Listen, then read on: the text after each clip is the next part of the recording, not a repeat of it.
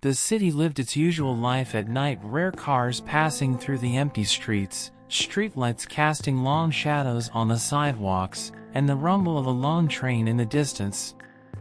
Everything seemed normal until the phone rang. "Maxfer?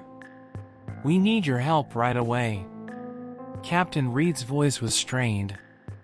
Lights were spotted in the old warehouse. The guard called the police, but when the patrol arrived there was no one there. Only one odd detail. "What was it?" I asked, pulling on my coat. "Fresh fingerprints on the doorknob." I froze. It wasn't unusual, but the warehouse had been abandoned for a long time, and it was unlikely that anyone had been in there recently. "Did you run the prints through the database?" "Yeah. And that's where it gets interesting." Reed paused. "They belonged to Victor Holloway." The name sounded familiar, but it was the captain's next statement that really threw me off. "He died 3 years ago." I shuddered. I knew I had to get to the bottom of this as soon as possible. Within 20 minutes I was already standing in front of the warehouse, studying the place. Not a soul around.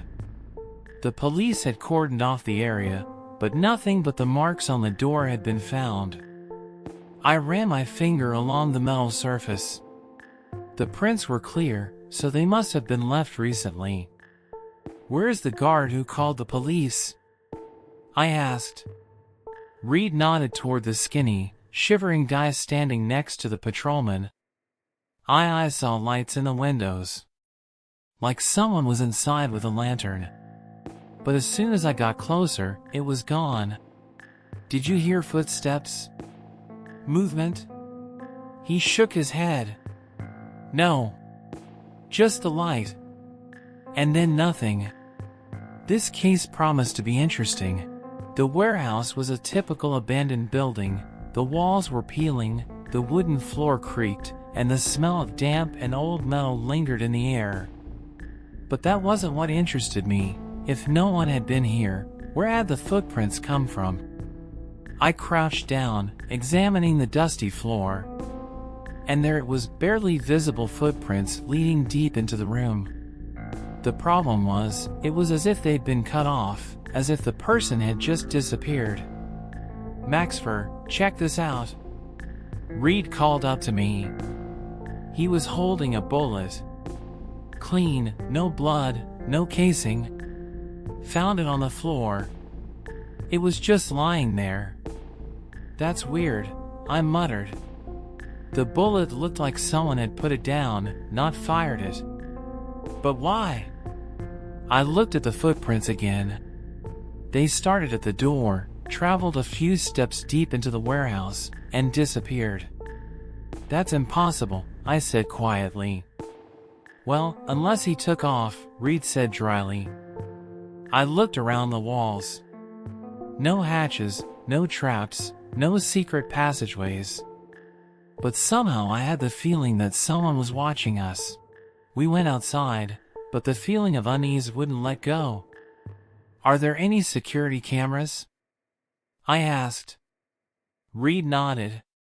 "One, on the corner of the building. We'd already checked it.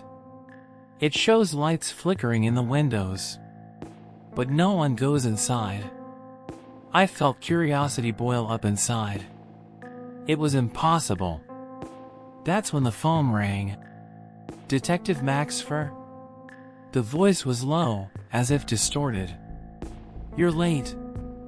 Then the connection went dead.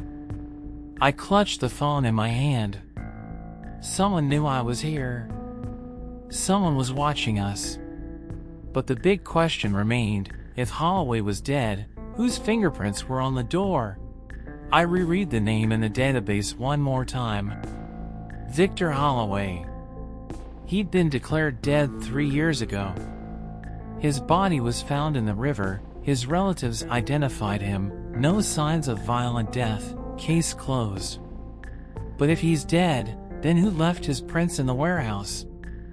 I sat in the police station, studying old photographs of Victor. A tall, wiry man with a shrewd eye. An engineer by trade, worked for a private security firm. "Reed, did you check to see who last contacted Holloway before his death?" The captain nodded and put the report in front of me. Just the day before he disappeared, he'd called someone named Adam Hanks. I flipped through the folder. "Who's he?" "Another engineer, worked with him at the same company." I looked at his address. I wondered what he'd say. But before I could get up, one of the patrolmen came running into the station. "Captain, the lights are back on in the warehouse." We didn't waste any time. In 10 minutes I was standing in front of the warehouse again. There was a light flickering in the window, as if someone was inside with a flashlight. I gestured for Reed to go around to the other side of the building. Quietly, without making a sound, I climbed the stairs and peered through the window. Inside stood a figure. A man in a long cloak stood with his back to me, and then disappeared. I blinked. There was no one else in the window. "Reed, what do you got?" I asked on the radio. "Nothing," he answered. We went inside. It was quiet, but I could feel that someone was here. Something glittered on the floor. I bent down. It was a key. I picked it up, and I noticed a new fingerprint. "Reed." "What?" I silently handed it to him. The print belonged to Adam Hanks. The next morning, I went to Adam Hanks' house. The house was empty. Completely empty. Not just empty of people, there was nothing inside. No furniture, no clothes, not even dust on the floor. It was as if no one had ever lived here. "Maxfer, this is getting out of hand," Reed said, standing in the empty living room.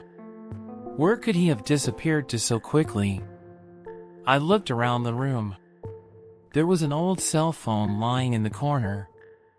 I picked it up and turned it on. One unread voice. I pressed the button. "Maxfer, if you're listening to this, then you're close." The voice was garbled, but I recognized it. It was Victor Holloway. I listened to a voice that shouldn't have existed. "Are you looking for me, Maxfer?" The recorded voice continued. "But maybe I'm the one looking for you." Then silence. The message lasted exactly 13 seconds. I looked at Reed. He looked like he'd seen a ghost. "We have to find him, Maxfer. If he's really alive." But that's if he was, and that's what alarmed me. I turned the tape back on. This time I noticed the background noise. Somewhere in the background there was the sound of metal hitting metal. "It's somewhere near the railroad," I muttered. Reed was already checking something on his phone. "There's an abandoned train station 10 kilometers from the warehouse. We can check it out." "Not can, we should." We went there right away. But when we got there, we got a surprise. We found a new body at the train station. The victim was lying right on the tracks. A man. Face was broken, but even so, I recognized him. Adam Hanks. The one who disappeared. Reed stepped aside and cursed. "You're telling me that's the same Hanks?" I nodded. "But then who left his prints yesterday?" The question hung in the air. I squatted down and scrutinized the body. Something didn't add up. I pulled out my phone and turned on Victor's voicemail. I listened. And suddenly I realized. It wasn't Victor's voice. It was Adam Hanks' voice. But why was he dead himself? I stood up and looked at the tracks. The rain had washed away almost all traces, but one spot on the stone next to the body alerted me. I leaned over and realized it was paint. Dark, oily. like the kind you use for makeup. And then it hit me. I slowly turned around to Reed. He had changed his clothes. Reed frowned. Who? Victor Holloway. He'd impersonated Adam. That's why his prints were in the warehouse. He set it up to confuse us. I looked at the body. The real Adam Hanks had probably been killed 3 years ago. And the one we knew as Adam was Victor, hiding under his name. Reed ran a hand over his face. But why? I pointed to the dead man's jacket pocket. Inside was a note. I unfolded it and read it. If you found this, it means I'm already dead. But remember, I'm not the only one who wore someone else's face. I clenched my fists. Victor wasn't alone. There was someone else walking beside us, somewhere in the city.